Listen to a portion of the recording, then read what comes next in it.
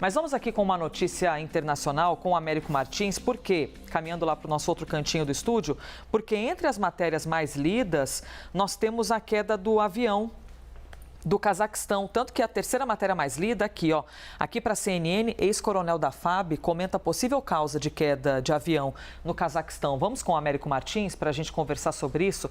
38 pessoas morreram na queda desse avião. E, Américo, no começo do jornal, eu até adjetivei, dizendo, olha, é impressionante que 29 pessoas sobreviveram ao acidente. Porque numa tragédia como essa, a gente olha a imagem e, infelizmente, não tem jeito. A gente é tomado pelo sentimento de, puxa vida, qual a chance de alguém ter sobrevivido? Porque mostra o avião caindo e explodindo. Mas nós temos, veja só, 29 pessoas que morreram. A aeronave é um Embraer, uma aeronave fabricada pela Embraer, teve de fazer um desvio de rota após passar por uma área da Rússia que foi alvo de ataques de drone da Ucrânia. É isso, Américo, que nós estamos sabendo? Nos conte, por favor. Bom dia.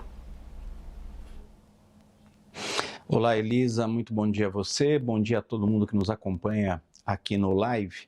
Elisa, as autoridades de 3 países estão participando dessas investigações e não conseguiram chegar ainda a nenhuma conclusão, como, aliás, costuma acontecer em acidentes aéreos, porque é necessário fazer uma investigação muito detalhada de tudo o que aconteceu, com a caixa preta da aeronave, com informações dos radares, com, obviamente, as investigações da fuselagem do avião. Mas é muito impressionante mesmo, né, Elisa, que das 67 pessoas que estavam a bordo, 29 tenham conseguido sair com vida, porque as imagens são realmente impressionantes. O avião simplesmente começa a cair e, de repente, explode ao tocar o solo. Mas, felizmente, 29 pessoas conseguiram sobreviver, entre elas 3 crianças. 11 dessas pessoas estão em estado grave, todas em tratamento nos hospitais do Cazaquistão. O que a gente sabe sobre esse voo, Elisa?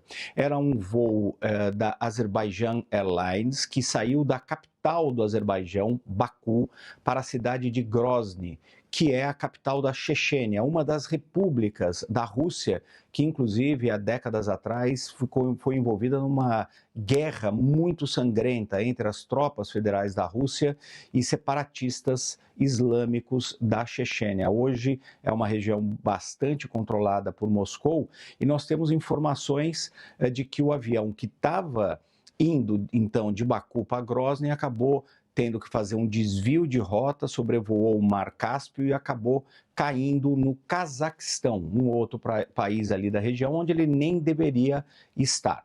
Aí é que começam as teorias, Elisa. Uma delas dá conta de que existia uma névoa muito forte ali nas proximidades de Grozny. O piloto do avião teria tentado pousar e acabou desviando. Uma outra teoria fala sobre essa atividade dos drones da Ucrânia que estavam em operação de fato ontem em determinadas partes da Rússia, e inclusive alguns desses drones teriam sido alvejados pelas defesas antiaéreas da Rússia. E aí começam todas as especulações. Algumas pessoas levantando essa tese de que o avião teria sido alvejado pela defesa antiaérea da Rússia e por isso teria caído. O Kremlin, inclusive, hoje se negou a comentar qualquer coisa relacionada ao acidente, dizendo que era irresponsável fazer qualquer tipo de ilação, que era necessário dar tempo para as autoridades da própria Rússia, do Azerbaijão, que era, afinal de contas, de onde saiu o avião, e também o dono dessa aeronave, que era da Azerbaijan Airlines, e do Cazaquistão, aonde caiu essa aeronave. A própria Embraer, já que se tratava de um aparelho feito pela Embraer, um aparelho Embraer 190, também vai participar dessas investigações, como também é praxe.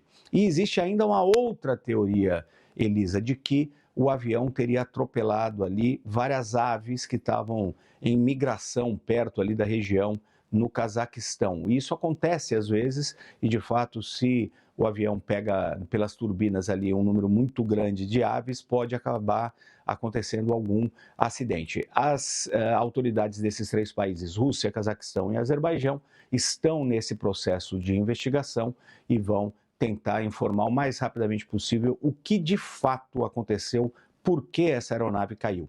De novo, 67 pessoas estavam a bordo, 38 pessoas, infelizmente, morreram, 29 conseguiram sobreviver, o que é a boa notícia dessa tragédia, mas 11 delas estão em estado grave nos hospitais do Cazaquistão. Américo Martins conversando com a gente enquanto nós vemos essa imagem que é impressionante. E vamos combinar uma coisa, no ano como 2024, Américo, quando a gente vê uma imagem de um avião caído, a gente lembra também do que nós passamos aqui no Brasil, né? Nós estamos nessa semana, nesses últimos dias, que inevitavelmente, Américo Martins, quando a gente abre os portais, lê as notícias, tem muito assim, retrospectiva 2024. E nós vivemos a cobertura da queda do avião aqui no Brasil, da Voipaz, aquela imagem inacreditável, né? Caindo feito um prego, assim, com a parte da frente do avião para baixo. E assim como em outros acidentes aéreos em todo o planeta, Américo, que acaba trazendo um questionamento sobre, claro, a gente não pode generalizar, né? Somente uma investigação vai dizer o que aconteceu. Mas essas teorias também que começam a aparecer, elas dão muita energia, aumentam muito a temperatura de rede social também, né, Américo Martins? Quando a gente vê uma notícia como essa, porque aí os debates são muito intensos, inclusive de gente que eventualmente não entende uma vírgula de aviação, mas que está cheio de opinião na rede social, né, Américo? Exato. As teorias da conspiração sempre são um problema em qualquer atividade humana. Por exemplo, nesse caso aí da investigação. E é por isso que é muito importante as pessoas terem um mínimo ali de conhecimento de como funcionam as redes sociais, a mídia, não comprar completamente essas versões de rede social que vêm do nada e que às vezes têm alguns objetivos espúrios. É óbvio que neste caso nós estamos falando, Elisa, do destino desse avião, era um país em guerra. A Rússia está em guerra com a Ucrânia. A gente tem visto, infelizmente, uma atividade militar, inclusive através de drones, muito intensa em partes dos dois países. O espaço aéreo da Ucrânia está fechado até hoje, porque não é seguro, obviamente, você voar numa área de guerra. O lado da Rússia é um espaço aéreo aberto, fora ali daquela região muito próxima da fronteira com a Ucrânia, mas nós estamos vendo ataques ucranianos muito distantes dessa área da fronteira. A Chechênia não fica tão próxima assim da Ucrânia, não era uma região ali em que tivesse esse tipo de restrição, mas quando você tem atividade de drones, atividade de baterias antiaéreas, obviamente o espaço aéreo é fechado. Ele chegou a ser fechado nos últimos dias, em alguns momentos, inclusive naquela região, mas não temos clareza ainda do que aconteceu exatamente ontem. Então começam a surgir essas várias versões diferentes. A gente tem algumas informações que de fato existia uma névoa naquela região, mas não é possível determinar se isso foi a causa, se de fato aconteceu algum tipo de ataque contra essa aeronave, ou mesmo se a teoria de que a aeronave teria atropelado essas aves que estavam em migração naquela região, se teria sido a causa. Não adianta a gente tentar acelerar os fatos. Essas investigações de quedas de avião, inclusive, demoram muito tempo, porque justamente os investigadores têm uma responsabilidade de determinar exatamente o que causou essa queda. E por que essa investigação, Elisa, tem que ser feita com tanta calma, com tanto detalhe, observando tudo o que aconteceu, para evitar que esse tipo de acidente, se foi um acidente, volte a acontecer. É preciso determinar o que aconteceu, se foi uma falha humana, se foi uma falha do equipamento, o que determinou aquela queda do avião. E tem uma outra coisa também que as pessoas sempre lembram, né, Elisa?